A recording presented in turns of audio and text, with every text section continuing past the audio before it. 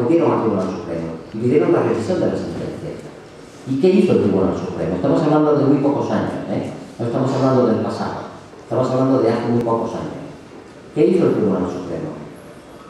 Decir que como fueron sentencias dictadas o por órganos jurisdiccionales vigentes de acuerdo con el ordenamiento jurídico que entonces regía en España, pues no había ningún motivo para generar ninguna medida de anulación de esos consejos de guerra y declarar inocentes a los que habían sido condenados por dichos supuestos tribunales o pseudo-tribunales. Es decir, que hoy, hace muy pocos días, hace muy pocos meses, el Tribunal Supremo está dando o ha dado como válidos, como buenos, como normales en un sistema democrático las sentencias dictadas por los consejos de guerra franquistas en procedimientos sumarísimos de urgencia, la mayoría de ellos que eran, si cabe, aún más injustos que los dictados en procedimientos sumarísimos que ya eran importantes. Ese es el Tribunal Supremo. El Tribunal Supremo que ha mirado hacia atrás y ha considerado que los consejos de guerra franquistas eran normales, eran tribunales, y que las leyes que los regulaban, el decreto de Franco de 1 de noviembre del 36, cuando crea el sumarísimo de urgencia, o la ley de seguridad del Estado del año 40, o del 41, o del 43, etc., eran leyes ordinarias, normales, en un Estado, y que eran lo que regulaba el funcionamiento de los tribunales y aplicaba el concepto del delito de rebelión militar, etc. ¿Ese Tribunal Supremo ha roto de verdad con el franquismo? No. Rotundamente no. Y por eso yo sigo entendiendo que en el Tribunal Supremo hay una continuidad. Yo no estoy diciendo que sean franquistas, pero hay una continuidad hasta el momento presente, si no cambian las cosas, con lo que es la admisión en bloque del sistema jurídico franquista hasta el punto de entender que la sentencia dictada por los consejos de guerra en los años duros de la represión eran sentencias dictadas por tribunales ordinarios a personas naturalmente culpables, lo cual es una auténtica aberración y explica lo que está ocurriendo en este momento en España con el juez Garzón. Por ello, otro elemento más, y lo añado, y lo siento, con la persona a la que se refiere o el cargo a la que se refiere. Hace muy pocas semanas o muy pocos meses, el gobierno de Cataluña le pidió al fiscal general del Estado que planteara el recurso de revisión de la sentencia de muerte dictada contra el presidente Companys, como sabéis, fue detenido en Francia por las fuerzas de ocupación nazi, trasladado a España, sometido al Consejo de Guerra, como todos los demás, que es una pura ficción, una pura pantomima, y finalmente fusilado en el foso de Montjuïc el 15 de octubre del año 40. Hace mucho tiempo que había terminado la contienda militar.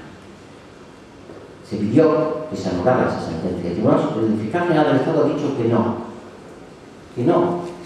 Ha dado unas razones que no vienen al caso, pero ha dicho que no, para intentar el recurso de revisión, por lo cual la sentencia condenatoria del presidente Companys sigue siendo válida y por tanto se considera válido que un consejo de guerra, que fue otra aberración de las miles que se cometieron, pudiera condenar a muerte y fusilar al que era nada más y nada menos que presidente de un gobierno democrático de la España republicana, como era el presidente de Cataluña. ¿Eso es romper con el pasado? ¿Eso es romper con el franquismo? No. Por tanto, no estoy diciendo otra cosa que la pura objetividad de la verdad histórica. Estamos ante un Tribunal Supremo que está admitiendo y ha admitido como ordinario y normal, dentro de nuestro sistema democrático actual, la represión fascista brutal que se cometieron a través de los consejos de guerra y otros tribunales especiales. Pero además de todo esto quería añadir algo. Yo creo que francamente el tema de las desapariciones forzadas, que según el censo provisional del juez Garzón eran 114.266 restos de personas desaparecidas cuyo paradero aún se desconoce, era razón suficiente para justificar que alguna vez un juez hiciera lo que dice la ley que hay que hacer, y que solo creo que 3 jueces en España han hecho, 2 en los llanos de Linares de la isla de La Palma, y creo que 1 en Castilla, Castilla-León, creo que era en la provincia de Zamora.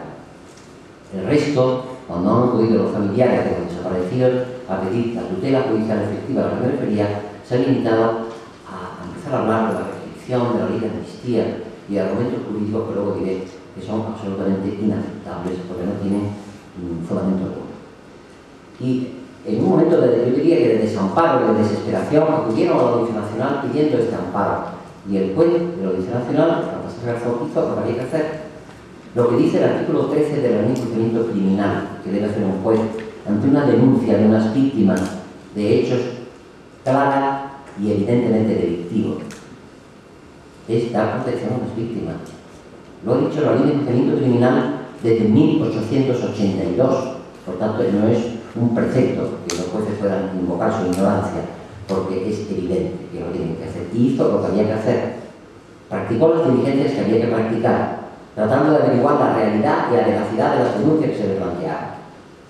Y en ese proceso es cuando se obtienen determinadas informaciones, permite configurar el censo provisional y al mismo tiempo se añaden argumentos jurídicos sobrados para justificar la competencia de la Audiencia Nacional y, por supuesto, los fundamentos jurídicos para resumir esos hechos con fundamento en base a la interpretación que ahora comentaré.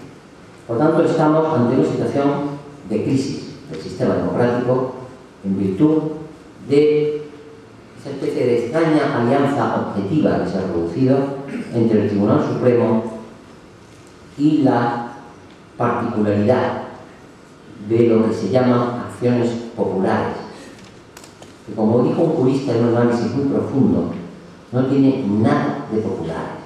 La acción popular es el grupo de ciudadanos que, en el uso de sus facultades, pueden acudir a los tribunales a pedir justicia y lograr justicia.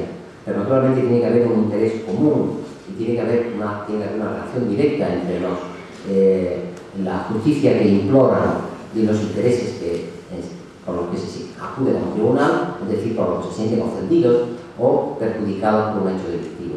Nada de esto ocurría, ni en manos limpias, ni en libertad e identidad, y aún menos en falange de las JOMS. Pero lo cierto es que la consecuencia ha sido que finalmente el juez Cabrera, por una especie de maniobra estética, ha eliminado a la falange de las JOMS y ha dejado a manos limpias, que al final es lo mismo, porque es la extrema derecha. Y el Tribunal Supremo ha consentido, está consintiendo, me parece que es casi inevitable, por tanto, el juicio contra el Baltasar Garzón, que un grupúsculo de extrema derecha sea el instrumento que permita, por primera vez en la historia de este país y la historia de Europa, diría yo, sentar en el banquillo a un juez por haber investigado el fascismo. Si luego eso alguien lo quiere interpretar como que de ahí se deriva que el Tribunal Supremo está actuando como instrumento objetivo de la extrema derecha para perseguir al juez Garzón, pues que lo interprete, porque es lo que estoy diciendo. Por tanto, creo que tengo argumentos más que sobrados para reiterarlo, como ya lo hice el 13 de abril en la Complutense de Madrid. Por tanto, no han variado las circunstancias. Yo creo que han empeorado las circunstancias. Yo creo que hay algo que me preocupa y quiero trasladarles a ustedes.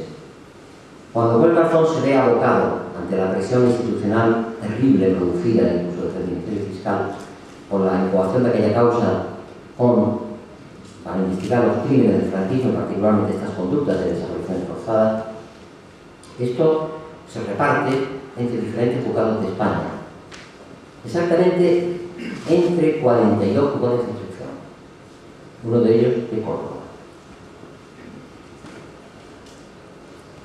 Hay 10, mejor dicho, ya son 11, añadiendo el de Córdoba, que fue llegar el testimonio que envió el Foro Central número 5 con los datos de las denuncias de los familiares de los desaparecidos para investigar esas desapariciones y proceder a la localización de los restos, identificación de los restos, exhumaciones, entrega a los familiares, el entierro digno de los restos de esas personas, de sus familiares.